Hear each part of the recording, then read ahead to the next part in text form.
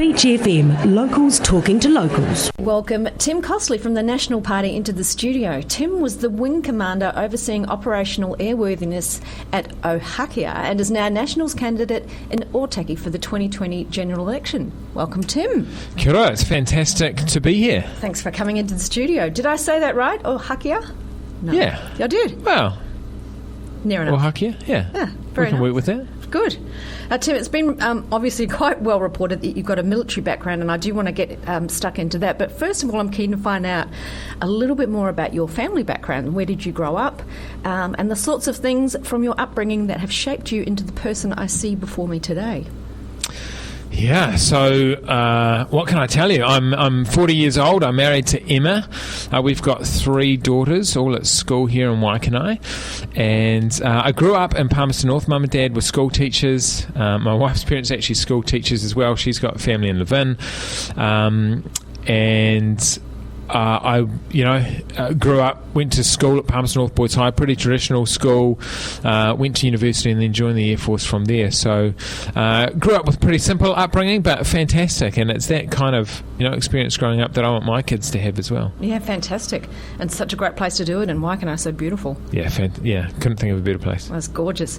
Now, do you have any hobbies or interests, though? You may not have any... I used to.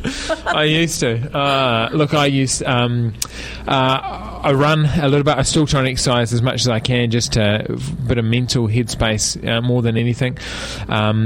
The old campaigning is pretty good for losing a few kilos. I'm sure. Walking up and down the streets. But look, I run, try and keep fit. I enjoy music. I play a little bit of a few different instruments. Oh, really? Which guitar, a little bit of piano quite badly, just for fun. To be fair, I haven't picked up either. Well, I haven't picked up a piano, but I haven't played much in the last few months because I've been flat out doing this. But if I had a few minutes, I'd love to do that. And I'm just enjoying things though at the moment, like playing Monopoly Deal with my girls. Oh, gorgeous. It's great because it's like 15 minutes, 20 minutes. You can take a really finite little break and spend some time with the kids. And we have some great family battles playing there, the 5 of us sitting around the floor. It's great. That's gorgeous. How old are the girls? So they're 11, 9 and 7. Oh, gorgeous. So you also have a master's degree in international defence and security, a bachelor's degree in mathematical physics and a diploma in business, as well as being a musician. I mean, I think maybe you're underachieving. Yeah, I need to lift my game a little bit. Yeah. Look, it's been fantastic, and don't ask me to do a lot of complicated quantum physics for you right now. I'm going to struggle, I'll be honest. Yeah, I don't think I will, because I can't even do my 5 times table. So. Yeah, but look, the year living in the UK, just out of Oxford and doing my masters there was fantastic. Great experience for the kids as well, and I've been really lucky. Oh, gorgeous. So I want to now get into that military background of yours. What roles did you play in the armed forces or special projects that you're involved in that you can obviously tell me about? And how do you think that experience in the military will help you prepare for battling it out with those politicians? Yeah, so I grew up. Dad took me out to an air show when I was 7 and said, look, told me about my grandfather who sadly died and how he was in the Air Force in the war. And I just grew up thinking, I want to be one of those guys. I want to be an Air Force pilot. To me, that was the ultimate. And I never grew out of it. And at high school, my teachers would have said, I don't know if that kid's got what it takes. I don't know if he's going to make it. But I was determined. I was going to do whatever it took. I was going to work hard.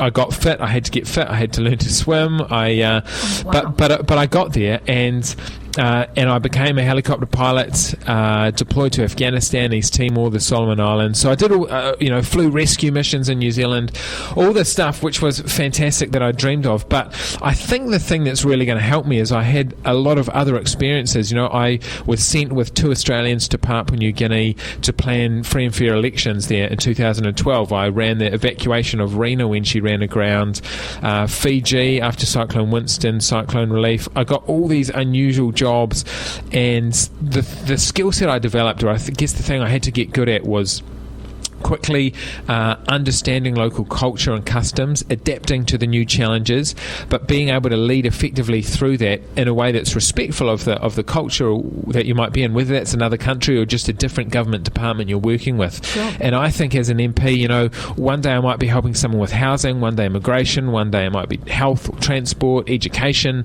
You need someone that can adapt quickly, not a one-trick pony, and you need someone that can quickly understand but also lead effectively in that. And I think the breadth of of my career and the different opportunities I've had has really helped to develop that strength in me. It seems very, very deep and broad. Yeah. There is one thing I did want to ask you about, though. Sure, let's do it.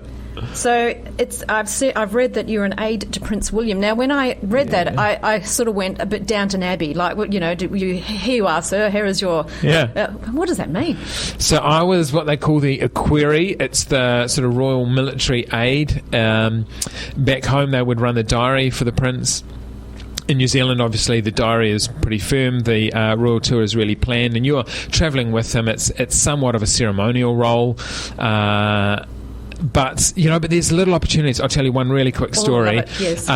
We were leaving Wigram, the Air Force Museum there, been a big Chamber of Commerce lunch, and as we walk out, the Duke and Duchess do what they always do, and they veer off to the left to go and walk down the crowd, say hi to all the school kids that have come to. Everywhere we go, there's these huge crowds. It's an amazing experience. I was so lucky. But they'd get flowers. But as they get inevitably dragged back to the motorcade, you've got to go, Air Force One is waiting on the tarmac, and I just caught someone out of the corner of my eye, and I thought, I've just got enough time, and I raced over. There was this one little girl that the princess hadn't quite got down to, and she's just starting to cry because she had her flowers for the princess, and her friends had got to give them to her, but she didn't. And I raced over and I knelt down and I said, would you like me to give those flowers to the princess for you? And she, oh yes please.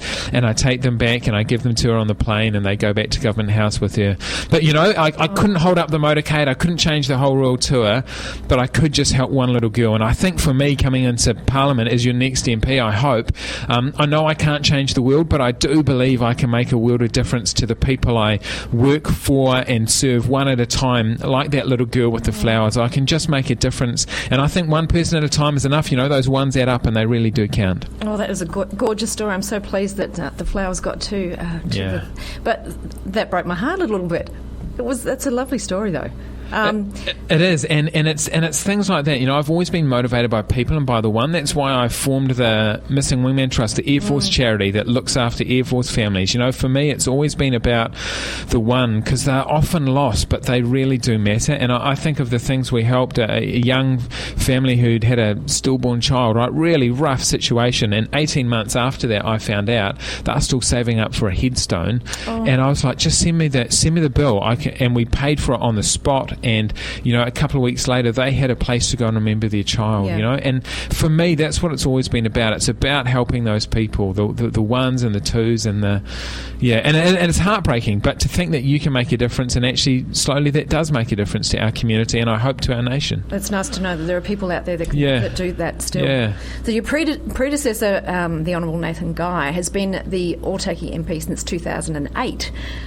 So after taking the seat off Labor, you've got pretty big shoes to fill there. But big gumboots to fill. Can you fill those shoes, and what are you personally going to bring to the electorate that will be different to Nathan Guy? I think you're probably alluding to a lot of that already. Yeah, look, my background's different. I'm not a farmer, but I come with a breadth of skills and experience. I've seen the best and worst of Kiwis in New Zealand, floods, lost trampers, snowstorms, and of course overseas, whether that's Afghanistan, East Timor, a number of countries, and as I've talked about, I guess it's that breadth of experience, that genuine desire to help people, and a track record of the last 20 years of me doing that, that I think will make a difference. Yeah, I'll be different, and I won't be an expert. My uncle and my cousins are all dairy farmers, and they'll tell you that I'm not an expert, but I'm always keen to help and keen to learn, and I've got a track record of doing that. Fantastic. In the last election, National won the Otaki seat comfortably by about 6,000 votes. Do you expect the gap to narrow at all, considering that the election this time round, Labor's had that handling of the COVID-19 pandemic seems to have swung a little bit more in their favour? Do you think that that's going to have an impact on the number of votes? Well, it's going to be a really interesting election. I think certainly the significant sort of 10% margin across the country in party votes will be narrow. I think it'll be a close election.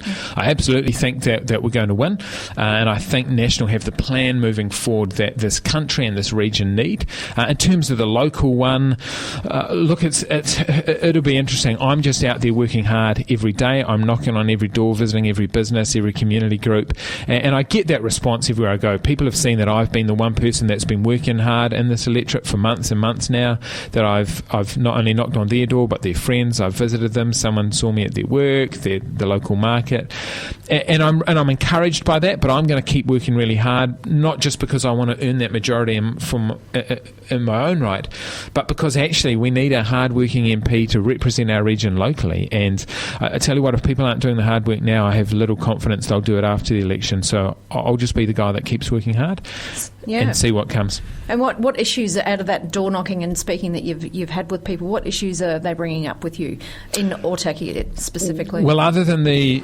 really obvious ones where people are so frustrated by, say, roads between here and Levin, and it's just blocked up. We need to get on and build that infrastructure. There've been no new roading projects in the last 3 years. That's a real concern. But actually, the biggest issue out there that people talk to me about is really about their job and their job security. I spoke with someone this morning that lost their job during lockdown. They've just picked up a job. It's a starting job, but it's something, and I think most people, we go to Coastlands and we see the parking lots pretty full and people are out and spending money, but every business I talk to say it's just starting to taper off, and there was this initial surge, but it's running out, and they're really concerned about what's going to come over the next 6 months. I mean, there's 450,000 jobs being held up by the wage subsidy until September 1st, and then what, And we can't afford to keep spending a few $1 billion a month on it, almost $1 billion a week. So we can't, so people are really concerned, and they're really worried if they're going to have a job at the end of the year. Will it last into next year? And so am I. We've had thousands of jobs lost in our electorate already, and we need to stop that. And that's why I'm obviously advocating for things like National's Job Start and Business Start plan to save the jobs that are still there and to help create new ones for those that have lost them. Yeah, sure. Great. Now, these questions are going to be a bit tough on you, Tim. Okay. But I'm just getting you ready for... No, this is good. Push me. Okay. Would you rather eat sweet or savoury? Oh, can I not have both? I want the pie and then the donut. Of course you can. If we've got to pick one, savoury. Okay. Would you rather be hot or cold? Cold. You can put on a jacket, right? Surely. Absolutely. So, beach or forest? See, I'd run through the forest, but I'd lie on the beach. I want to lie on the beach right now. That'd be amazing. Coffee or tea? I don't drink either. Water. Interesting. Cat or dog? Cat. Classical or rock? See, I told you they were tough. These are tough. I'd play rock. No, I'm going to go with rock. Awesome. I'm sticking with it. I'm sticking with it. Good, because that's what we play here. Yeah, no, I love it. Yeah, I can't play any classical when I don't listen to it. Why was I even thinking about that? Yeah, no, they're both great. They're both great. But there we go. That was fantastic. Thank you. That was great to have you on the Beach FM. Great to be here with you today. Show. Thank you, Tim. Thank you very much. 106.3 Beach FM.